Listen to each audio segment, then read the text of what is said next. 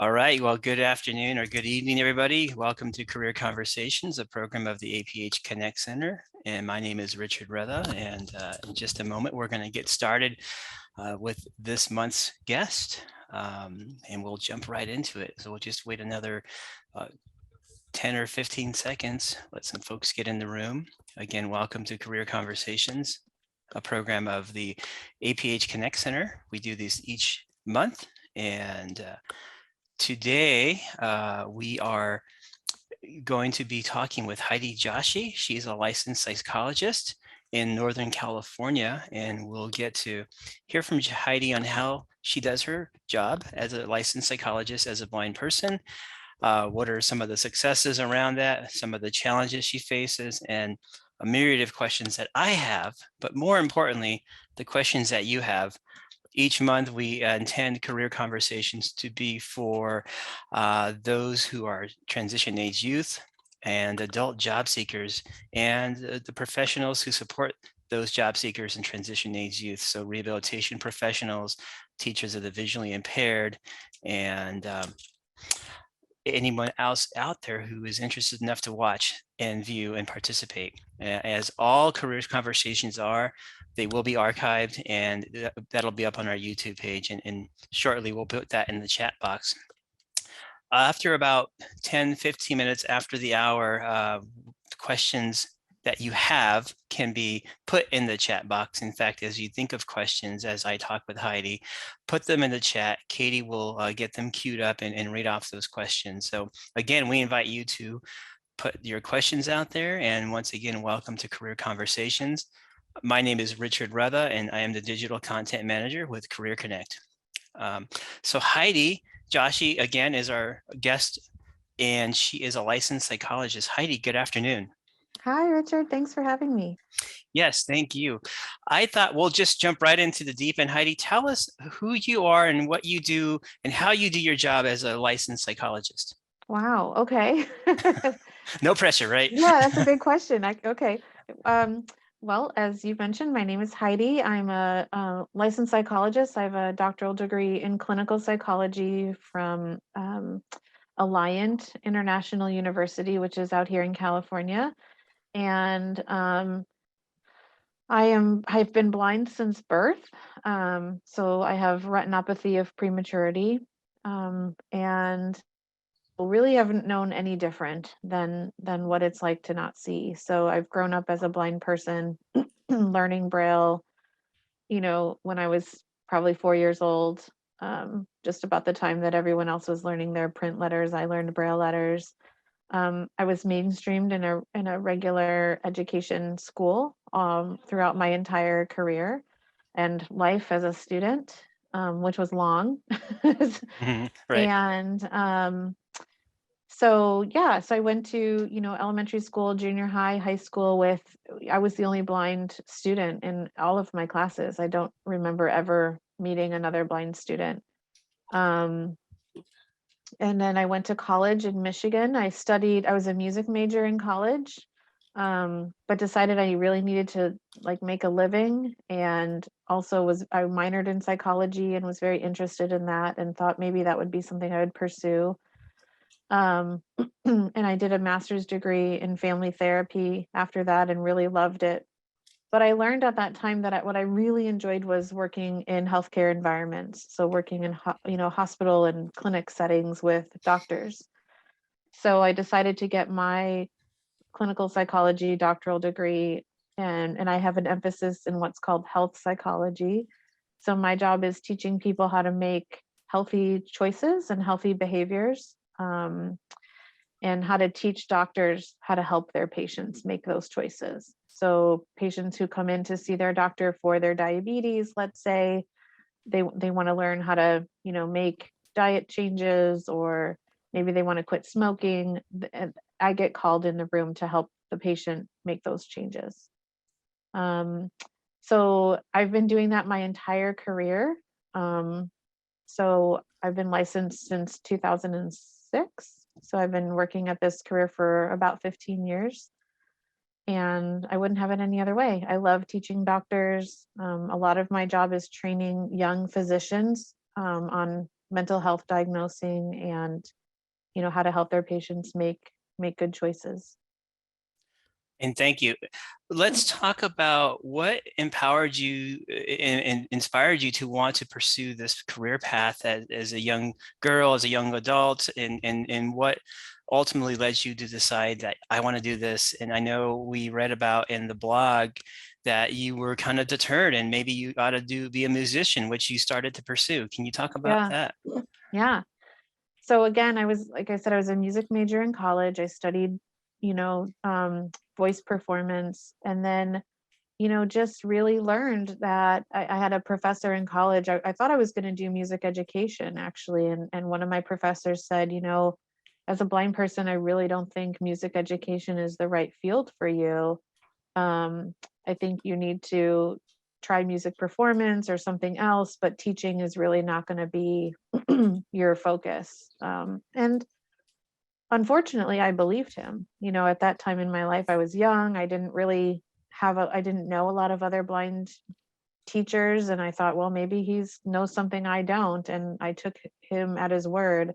And I dropped out of my education part of my major, finished the music performance part, and still just felt like there was something else I wanted to do. I mean, through graduate school, even as I was learning to be a therapist, I really missed teaching. There's this sort of strong educator part of me that wasn't fulfilled. And I thought there's got to be a way to do this. And I met somebody who was working at a medical school and teaching physicians that was a psychologist. And it was like a light bulb moment. I thought, that's what I want to do. And it was really exciting to, just meet someone that was doing, like, had a moment where I thought, I want to do that. How do I do that?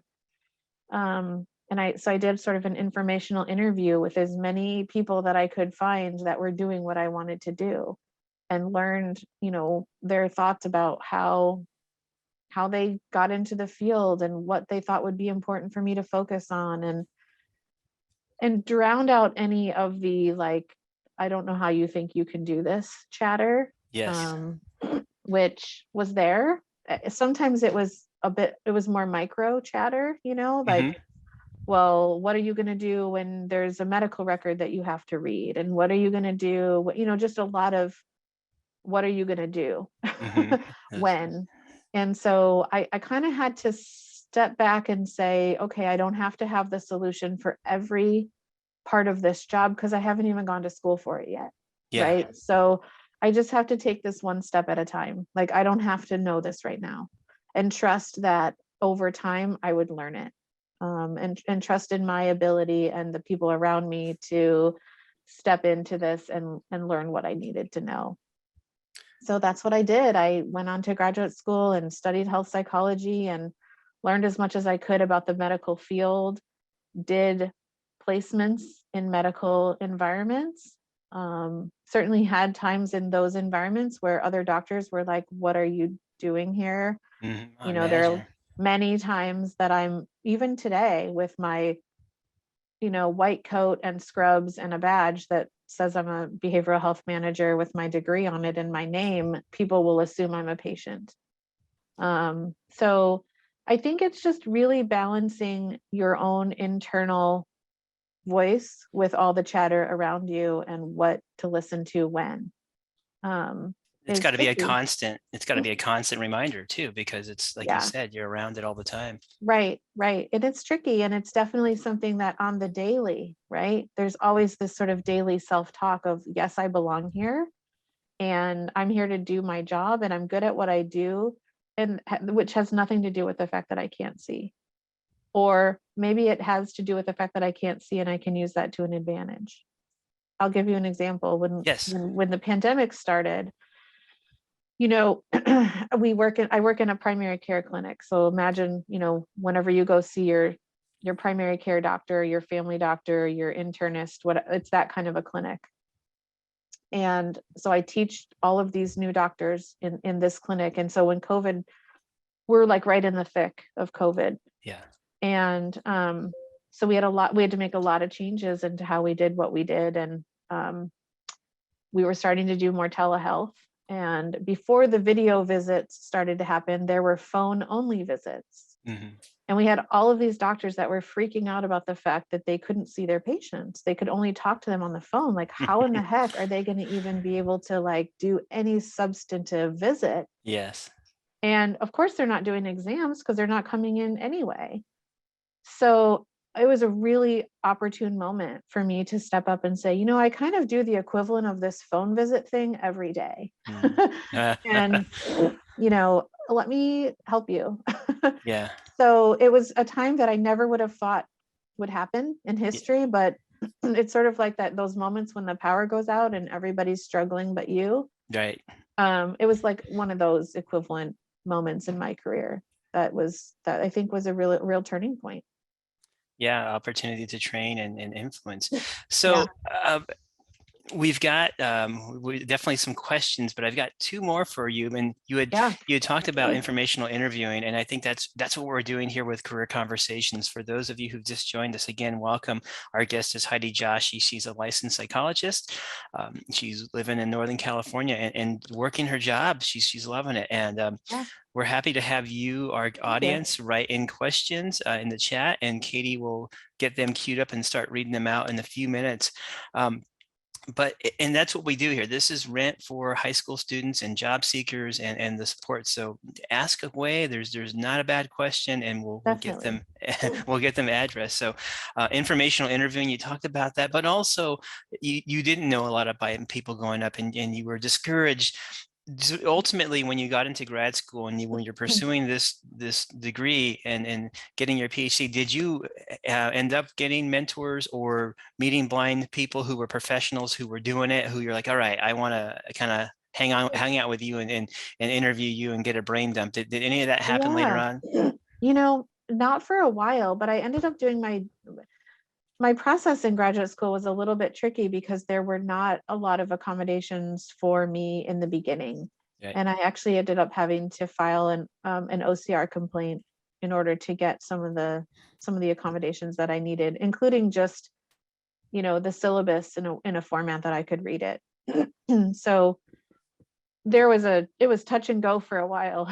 Yes. And really the question was I willing to fail out of these classes in order to prove a point?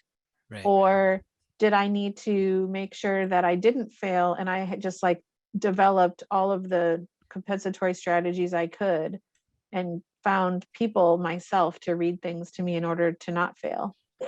And there's pros and cons to both, but I Yeah. opted not to fail my classes and to, you know, develop my village of people. Yes.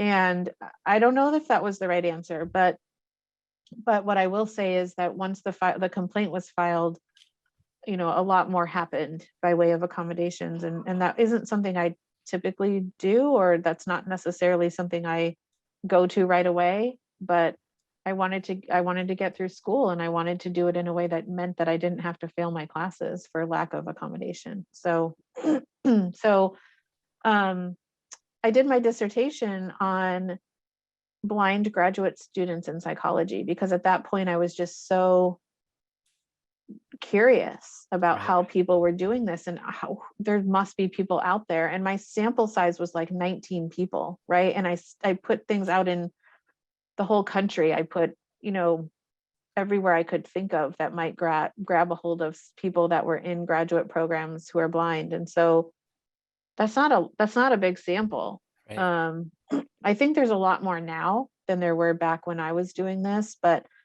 as far as people going in to teach in medicine, I didn't know anybody else doing that. That was my crazy, you know, pioneering moment. And since, have people reached out to you? Have other disabled or Yes. blind people asking you to be a mentor or just give them guidance or Yes. advice? Yeah, yes, especially mental health providers. I think I mentioned to you, I did a podcast with Be My Eyes on mental health awareness and being a blind psychologist. And ever since then, I've definitely had people reach out to me. Great. That Yeah, must feel empowering. yeah, it's nice to be in that position and to be able to give back because there were definitely times that I wished I had more people in that situation for me. And the last question I have for now is, so for the young job seeker who's who as it has ambitions to go to college and do something great in life, who at some point, because of their visual impairment, their blindness, their disability, is going to be discouraged. I mean, let's just face it, we're going to be told, no, you can't do this. What is your advice for them, those who are viewing now or recorded? Yeah, I think I have the practical answer to that question, and then I maybe have a little more of a, I don't know, esoteric answer. Let's hear them both. um, I think practically really knowing for me where my growing edges are is important. So whether that be for me, it's technology. I'm Yeah. just I really need, I consistently throughout my life, I'm a busy person, and I just like, I want to know what buttons to push to make things work, and that's it. Right. Sounds like And me. Love it. I don't have I mean, I know many people that are much more technologically savvy than I am, but there is it, and I talk to other blind people about this a lot. Like, is there sort of a mandate that we be like somehow more technologically able because we depend so much more on technology? So I feel like I have to really step up and often get more training or help, or so that's one of my growing edges. Yeah. Is the technology piece. For others, it might be comfortable in social situations. For some people, it could be things like Braille, or whatever their mode of taking in information is.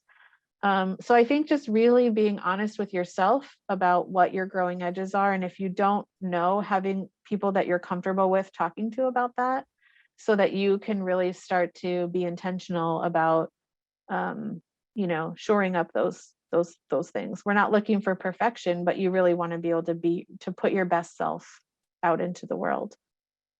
So I think that's the practical answer that I have. In terms of self-doubt, I think if I had the ultimate answer, I feel like I'd be rich, but I feel like it's an ongoing daily process for me. There's some days I'm really good at turning down the volume of the chatter, and recognizing microaggressions for what they are. Yeah.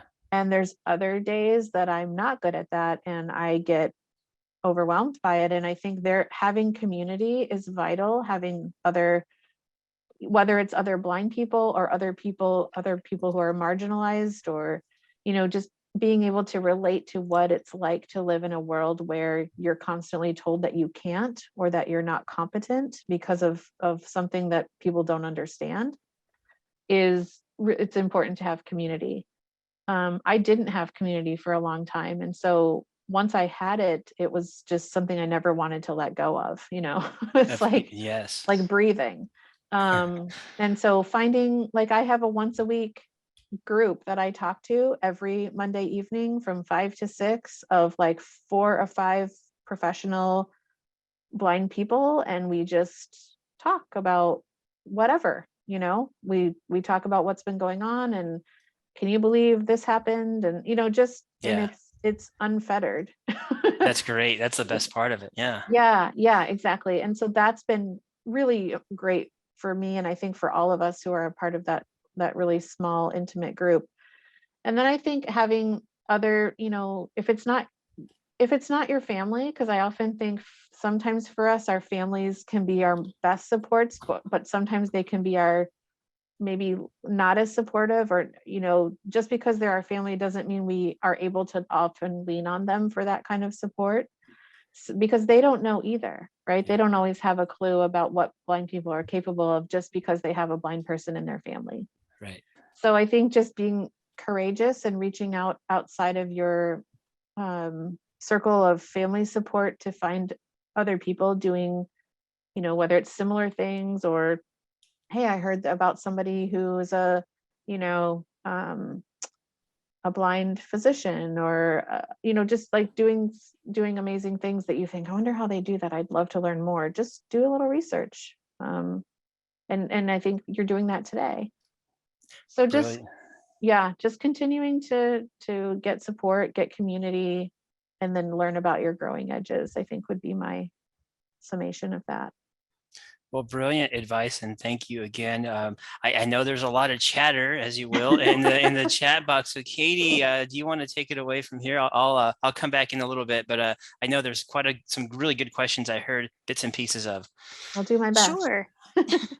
So we have someone who wrote in saying that they're a music major in college, and then would like to use their music skills in a medical related way, but they've also been, talked out of musical therapy by a professor. So just yeah, I think music therapy is a great field. I mean, I had considered that myself. I didn't really, at the time I was coming through school, it wasn't as big of a field, but I don't think there may be some adapting or accommodation or some thought about what kind of environment you might want to be a music therapist in, but I definitely would not let one professor's idea of what you can or cannot do be the deciding factor. I went down that road, and while it turned out well in the long run, I think it was not necessarily the right choice to listen to one person who doesn't have any idea how we do what we do. Great. And then another question, are there times that not having vision can impact how you do your job as a psychologist, and how do you circumvent that? Every day. Yeah. I think there are times that not having vision makes life hard, right? So, but for me personally, that it's easier for me to kind of adapt to the things about my job that are, I use JAWS to read my computer screen and the medical record and the charts. I use an iPad app to access the medical charts of all of our patients. There's a workaround. If you really believe that this is the right fit for you and the job that you want to do, then you're going to put in the effort and the energy to find the workaround. It's the attitudes of others that I think are the harder part to manage for I think for me, but also for a lot of people. So I've really, over time, as I've gotten older, and some might say a little grouchier about it, I think I've learned to step back from what is them and what is me. So what are they saying that is really about their insecurities and their lack of knowledge and their prejudice, and what of it is really about me and what I have any control over? And 99.9% of it is about the lack of knowledge or understanding from the sighted world about what I'm capable of. And I have to let that be their problem and not mine. So it's a lot of self-talk. Does it work all the time? No. Is it easy? No. Are there times that I just want to go out and not have a cane or a dog so people might not know that I'm blind within the first 5 seconds of seeing me? Yes. But hiding is not always optional. So I just think you have to take care of yourself and find ways of, like, finding times in your life when you're not the blind person, right? Especially when you work in a very sighted focused job like I do. I have to find ways of disconnecting from the sighted world, even if it's just for that 1 hour a week. Great. What is a piece of advice that you might have for a blind college student going into psych? And then there's a follow-up question from that. So, wow, one piece. I would say know why you want to be a psychologist or why you want to go into psych. Psychology is such a broad field, and there's a lot of things you can do with it. So, spend some time really understanding what all your options are, and see about getting some good volunteer experience. If you don't have a way to get, job experience, if there's a way to even get some volunteer experience, I think that can be very helpful. I have to tell you, when I was a freshman in college, I remember going home for the summer and I just wanted a volunteer job, and I couldn't even get a volunteer job as between my freshman and sophomore year of college. It was like just, getting a summer job was hard, right? It was just like there was a lot of barriers just for that. And so at that time in my life, I just remember thinking, oh my gosh, if I can't even be a volunteer, how in the heck am I going to get a job? So in some ways, the nice thing about being a psychologist is that there's like built-in practicum and clinical experiences as a part of your training that you just have to do. So you have this built-in resume that comes out of graduate school, which not every, field has. And along the same lines, what would you say has been one of the most challenging obstacles in your academic or vocational career, in your career? Let's see. I think, again, access to all of the material. I mean, there's so much reading that happens, especially in graduate school. So just making sure that I had, at the time I was going through graduate school, there wasn't as much by way of electronic formats. I'm aging myself right now, but it wasn't as easy to get access to electronic formats of texts as it is now. And so that was always a challenge for me, was making sure that I had access to all the reading and again, really making sure that I understood and how to use the technology that could help me. Yeah, that's true. All What a right, we have a difference couple 10 more. years makes.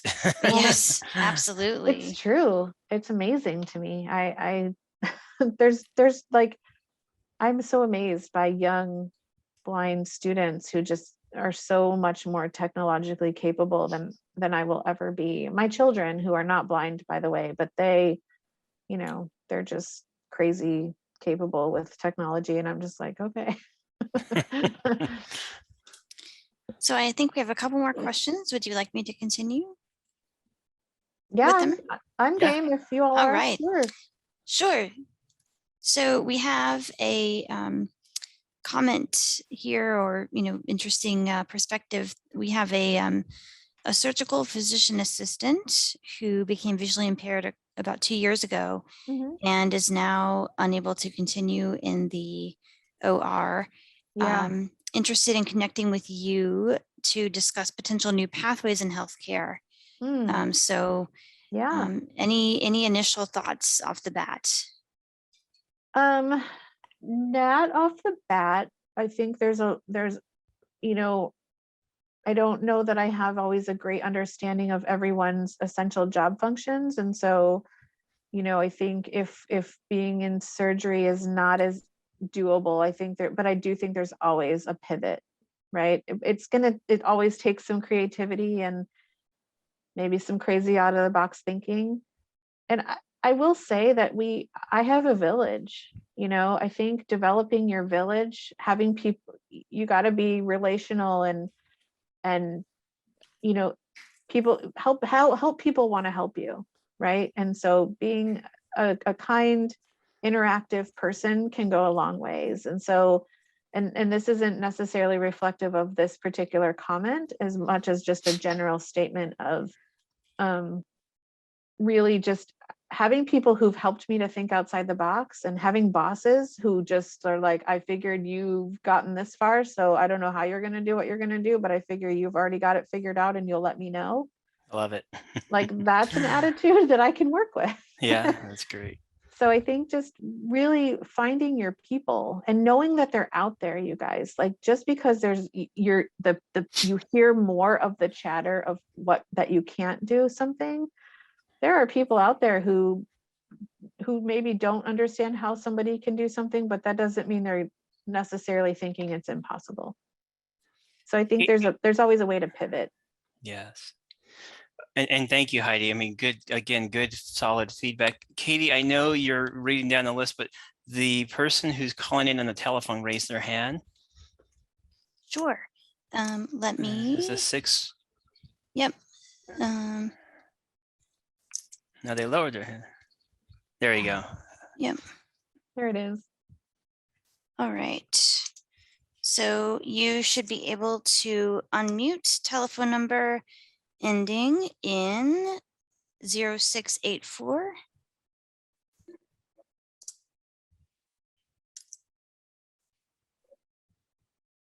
Can you hear me?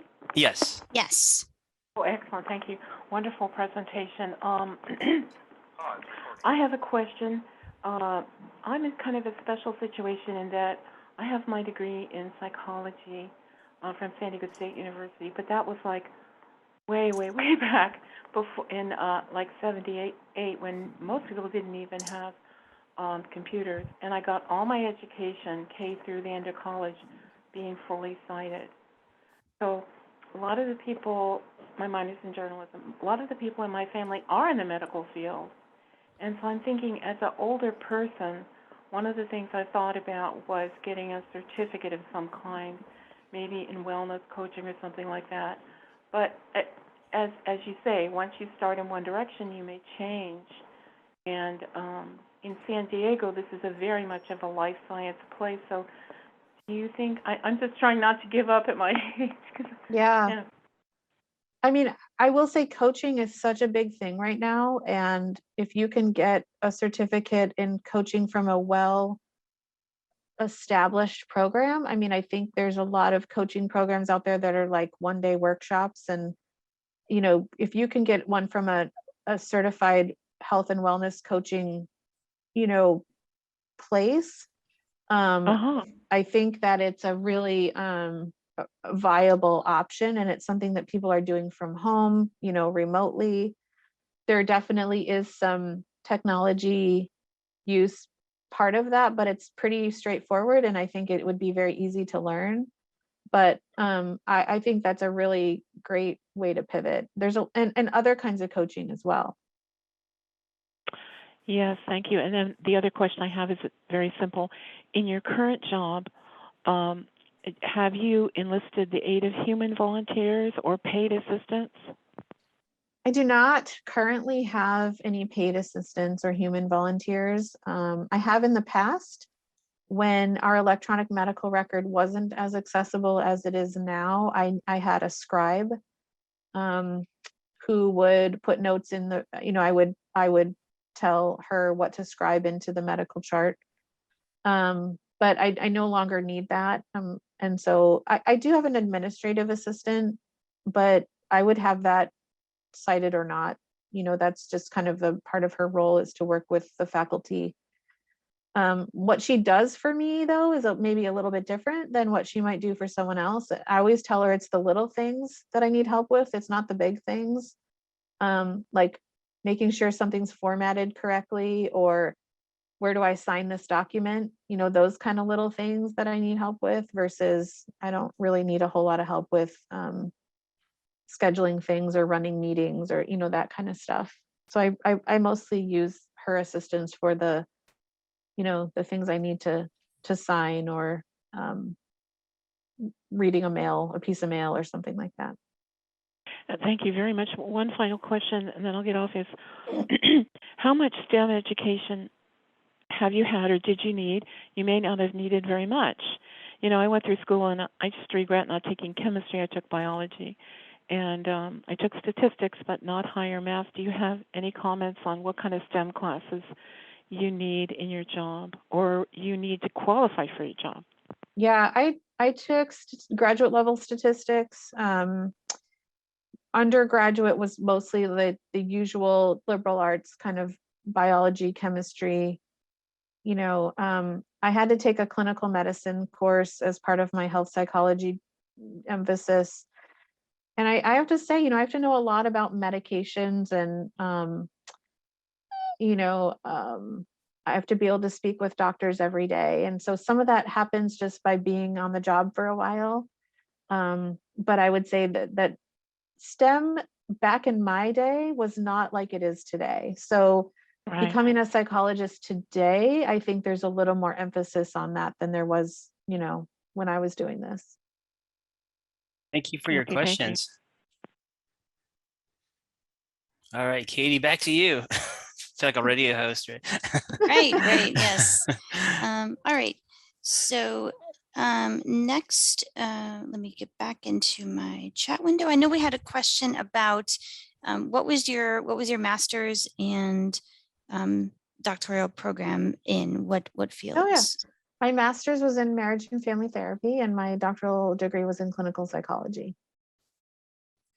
Awesome. And then can you talk a little bit about the, you teach classes now, is that correct? So I have, I've taught at medical schools, like in those big lecture halls with medical students that are there. I was the behavioral health educator for a medical school in Michigan before taking this job. And so, my role was teaching all these young med students who were really more interested in anatomy and physiology about things like, how do you interview a patient? How do you take a good history? All the things that really nuts and bolts for doctors they have to know how to do every day. But back in, developmentally in that time, they really could care less about what I had to teach them. They Right. just kind of were like, get me through this class. And now I teach residents. So the way the medicine trajectory works for folks that don't know is you go to college and you do pre-med and you graduate in 4 years and you go to medical school, and that's another 4 years. And then you have to do a residency, and they're all varying lengths depending on what you want to specialize in. So I teach family medicine, family doctors, and their residency is 3 years. And so I'm one of the core faculty of the 3-year residency portion of their education. So I've always been in medical education in some capacity. The lectures I do now are very much more small group oriented because we don't have the larger amounts of medical students like when I was at the med school. Now I teach a few folks at a time so I can observe them in clinic when they're with their patients. We can talk about, why did you say that versus this, or tell me a little bit about what your thought process is around that diagnosis.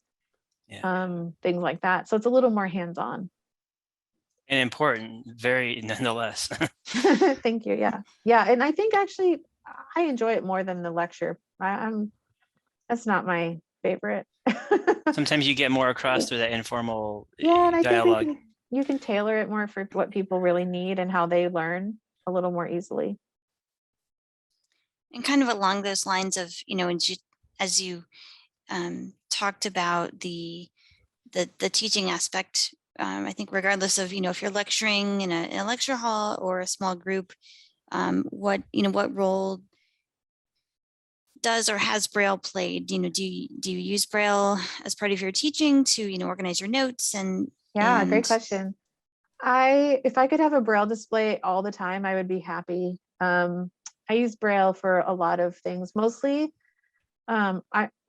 my primary way of reading is in Braille, but it's not necessarily fast enough for like getting through something quickly. So, but I've read Braille, my whole life, and I feel like it's my native way of being. So I use it for things like labeling.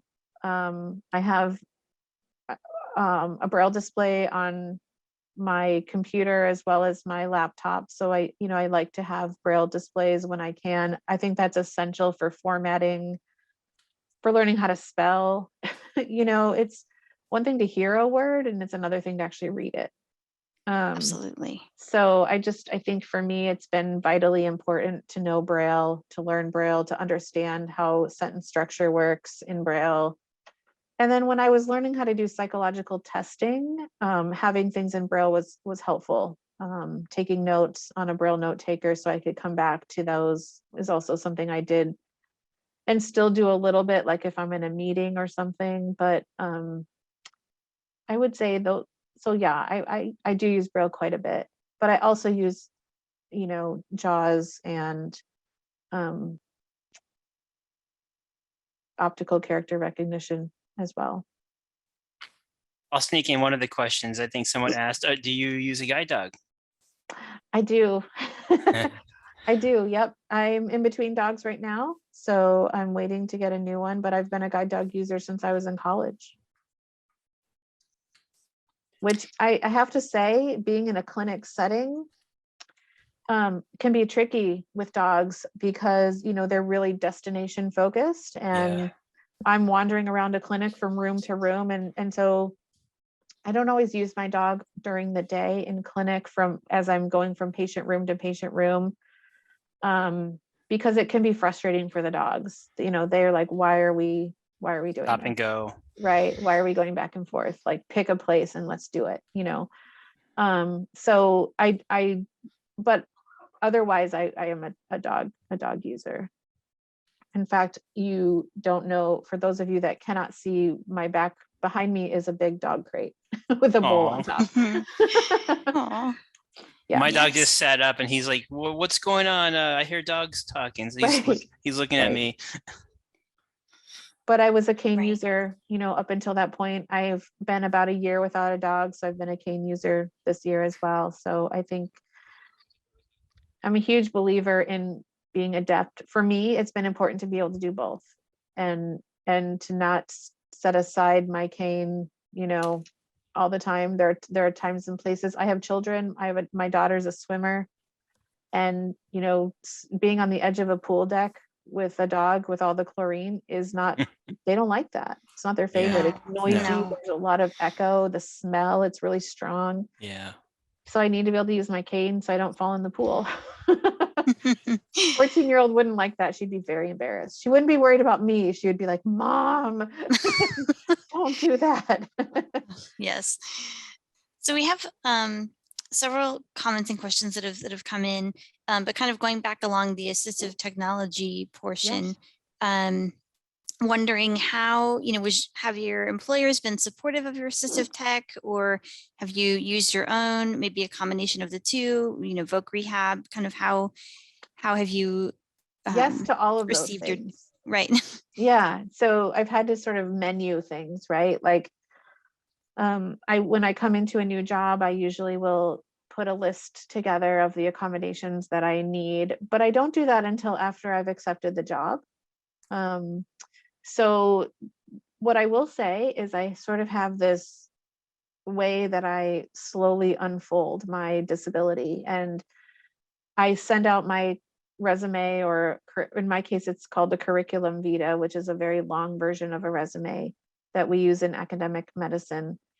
And I send it to places that I'm interested in. And if they call, they will contact me back, and they do a phone interview first. And then when they want to meet in person, I will say, I want to let you know that I use a guide dog, and that I'm blind.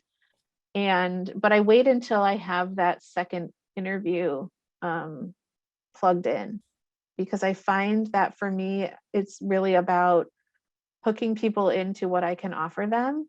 Yes. And then making sure that but I don't wait until it's not a surprise. So I don't think it's fair to surprise people in an interview. That's just been my general way of doing things. I like to tell people ahead of time, because after they've already said, we want you to come in for an in-person interview, let's schedule it, then we do. And then I say, by the way, I want to let you know that I'm coming with a guide dog and that I'm blind. And then once I have the job, I will talk about accommodations. And I will tell you that I bring it up in the interview. People are not technically allowed to ask me that, but like, it's the elephant in the room, right? Everybody, I agree wholeheartedly. I really do. Yes. Yeah. I mean, it's not, I don't know. I just think it's important I'm comfortable with the fact that I can't see. It's not going anywhere, and I've done this a long time. And what I will say to people is something like that. I understand that there might be some questions about the fact about how I do my job as a person that can't see. And I welcome those questions. I'm open to that. And I'm happy to talk about that if those are coming up for folks. Yeah. No, go ahead. I'm sorry. Yeah, no, that's it. So I just think for me, it's worked beautifully. And thank you again. Again, you're listening to and watching Career Conversations with Heidi Joshi, a licensed psychologist. It's been quite an hour, and we've got about 10 minutes left, and probably thousands more comments and questions that Katie won't be able to get to all of them. But as she looks over the ones that we do want to get to, Heidi, is there a way people can connect with you through LinkedIn or some sign of Yeah, I'm definitely on LinkedIn. So you absolutely can find me on LinkedIn. I don't know, Richard, do you guys have a way you generally like have folks connect? I'm happy to connect if people have further questions. Yeah, and just for your own, security, I thought maybe we would just have people look you up through LinkedIn, That's perfect. and it will go about that, because again, Yeah. people are viewing this recording as well, and will go, I want to talk to her, and so I always Thank you. always recommend LinkedIn unless you have a No, different that's preferred perfect. media. Nope, that's perfect. And if you can just let me know on LinkedIn that you saw the career conversations, that would help me to connect, as to what your question might be. Brilliant. Katie, what do we've got? Yeah, so we have someone who's pursuing their PhD in psychology, but their visual impairment, their vision is deteriorating, pardon me, and having a difficult time believing that this can, this is possible because of the vision and the family support. Yeah. But this is really their dream. So any suggestions? They're just they I mean, believe I they can think, do it, but just kind of wanting that support. So yeah, I think it's tough with deteriorating vision because you're kind of dealing with a moving target. And so I think really, really asking yourself where you are in the process of adjusting to having ostensibly a changing disability, and feeling like you have your ducks in a row in terms of skills and technology and all these kinds of things, because it's one thing to, I think it's about like hierarchy of needs. And so is this the right time? Maybe it is. I never would want to say that I know the answer to that, but really asking yourself, like, is this the right time to finish this, or do I need to really make sure that I have everything I need in place, skill wise, as my vision is changing, and then come back to it when I really feel like I'm ready to rock and roll with this degree, and whatever people say is not gonna sway me. And if it is the right time, then knowing that you are dealing with a changing disability, and giving yourself some grace, and maybe taking less classes at a time, or finding ways of diminishing your coursework load for a little while as you're trying to figure this out on the daily basis, might be in order. But this sounds like a bigger issue than what we have time to really dive into. great. And we have another question about if you have any thoughts on educational assessments not being the norm for blind students, but being embraced by the educational community. I do, yes. I think there are some educational psychologists that are better at testing people who are blind or visually impaired than others. I actually have issues with standardized tests in general, so that might be a whole nother webinar. So, but what I will say is, I think that there are psychologists who know how to test folks that are blind. You can use like just the verbal part of IQ tests, and not the performance parts of IQ tests, for example, and sort of hodgepodge something together. But that isn't the normed way to do it. So I think there has to be something in the report that says this is what we did, and it is not normed. Therefore, please take any, basically anything we say with a grain of salt. Excellent. And there was a question that came in as well about, you talked about, psych testing, and how do you do that on your job, and how? I do a lot of reading of psych reports now. I don't have to test folks. I have students that do that, but I have to be able to supervise them in their testing. So we do very specific screeners and tests that are focused in primary care. So they're a lot shorter than what you might think of as typical psych testing. but as a psychologist, I have to know all of those typical tests and be able to understand how to interpret them. I've always had to have assistance with administration and scoring of tests. So that's where having a scribe or somebody who, they're called psychometric folks who that's their job, is to administer and score tests. So I've always had to have someone do that, and then I can do the interpretation and the report writing.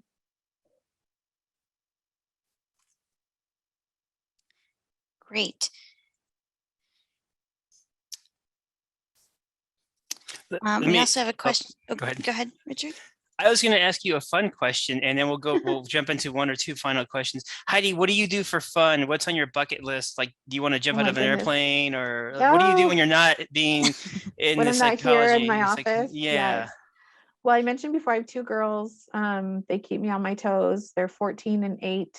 And so my time outside of work is being a mom and a partner. And, I love to travel. So when COVID is behaving, I'm really looking forward to getting back out and traveling again and using up all the vacation time I've accrued. Yes.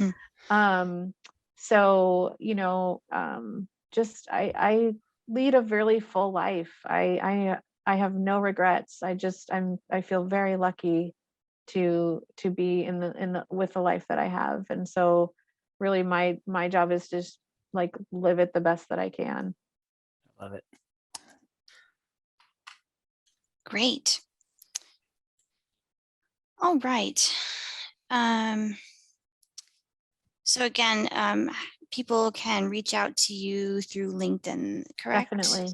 Yep. I'm Great. probably the only Heidi Joshi on LinkedIn. I don't know. Right.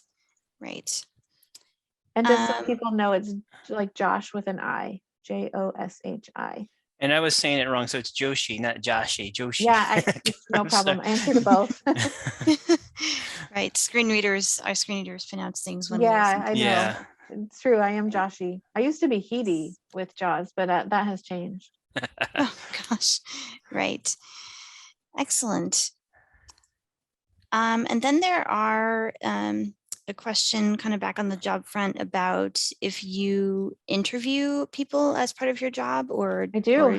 Every few months we do interviews for folks coming in, because I'm a manager, so I hire folks to work on my team, as well as we hire our resident physicians every year, so I'm involved in those interviews as well.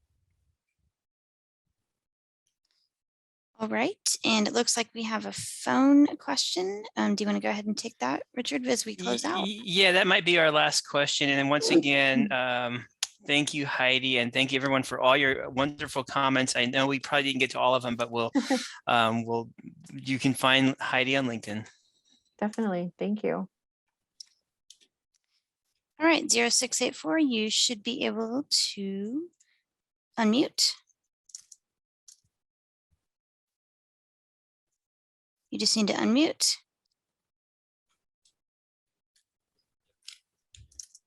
And they're still muted.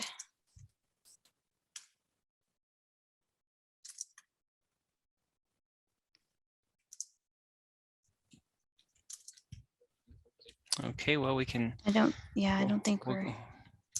Try one more time. I know it's hard to get that unmute button sometimes. Right. Especially on the phone. I know. Yes. There you go. Okay, I'm sorry. Yes, thank you for a wonderful presentation. You sound like you're a wonderful lecturer. Everything was clear. And my question is, when I, again, all my vision was perfect when I got my education, but when I went back to school as a blind student, it was very challenging. What I'm wondering is, when you give your lectures, do you use Braille notes? Like, I just give speeches with Braille note cards, but I wonder how you do your lectures, and if you use PowerPoint, or just what would a lecture for you be like? That's a great question. I do use PowerPoint. Most medical environments require it. So I had to learn it really quickly. And there's a notes feature in PowerPoint. So I have I use a Braille display and I have the notes that will come up just for me. And then the slides are projected for the students. I always have a caveat when I do lectures that if they're looking at a slide that I'm not describing, that they need to let me know because sometimes, things happen. But they're all very, all of my students are comfortable saying, "Hey, Dr. Joshi, what are you talking about?" Like, we don't see that slide. So, and sometimes I won't use the Braille display and I'll just have my outline in Braille and it'll have like slide numbers. And so I can just use that and then advance the slides myself. Thank you for your question. And that's our last question. Heidi, it's been a pleasure. Boy, the hour went by fast, and you're our 5th career conversation interview, and every month they just get so much better, and they're all awesome. And this will be archived and is being archived on our YouTube page through aphconnectcenter.org. And we'll have more career conversations throughout the year. And so tell your friends about it. And thank you, audience. Tell a friend. And thank you, Katie, for reading all the wonderful questions. And Heidi, again, thank you. Thanks for having me.